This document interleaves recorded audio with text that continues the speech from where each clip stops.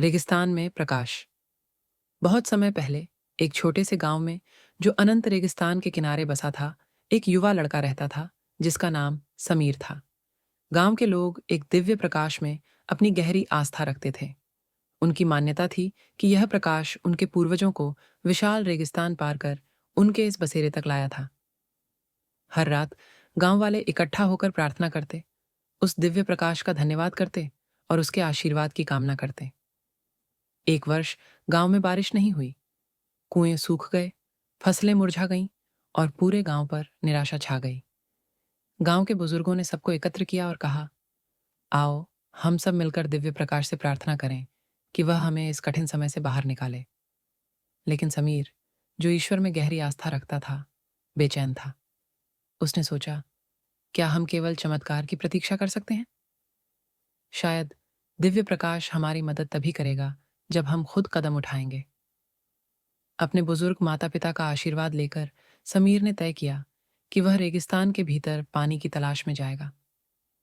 वह अपने साथ केवल एक छोटी सी पानी की मटकी, थोड़ा सा रोटी का टुकड़ा और मंदिर से लाए हुए पवित्र दीपक का प्रकाश लेकर निकल पड़ा। रेगिस्तान बेहद कठोर था। दिन में सूर्य की प्रचंड गर्मी और रात में हड्डियां गला देने वाली ठंड। कई दिनों तक समीर चलता रहा, अपने दीपक के मंद प्रकाश में मार्ग तलाशता हुआ। चलते चलते उसने लगातार प्रार्थना की, हे दिव्य प्रकाश, मुझे रास्ता दिखाओ। लेकिन जैसे जैसे समय बीतता गया और उसका भोजन व पानी खत्म होने लगा, उसके मन में शक घर करने लगा। एक रात ठंडी रेत पर बैठे हुए उसने धीरे से कहा, शायद मैंने गलती की, शायद दिव्य प्रकाश ने मुझे छोड़ दिया है। उसी क्षण जब निराशा उसे घेरने लगी थी, उसके दीपक की लौ अचानक तेज जल उठी। उस प्रकाश में उसने दूर एक विशाल चट्टान की छाया देखी। चौंक कर उसने उस ओर देखा और पूरी ताकत से उस दिशा में चलने लगा। चट्टानों के पास पहुंचकर समीर ने एक छोटा सा झरना देखा, जहां से शुद्ध और मीठा पानी निकल रहा था। उसकी आंखों में आंसू आ गए। घुटनों के बल झुककर उसने उस पानी को पिया और ईश्वर का धन्यवाद किया।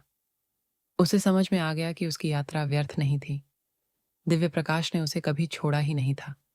यह उसकी आस्था और साहस की परीक्षा थी। समीर ने अपनी मटकी भरी और रास्ता चिन्हित करते हुए गांव वापस लौटा। जब वह गांव पहुंचा तो उसकी कहानी सुनकर सभी भाव विभोर हो गए।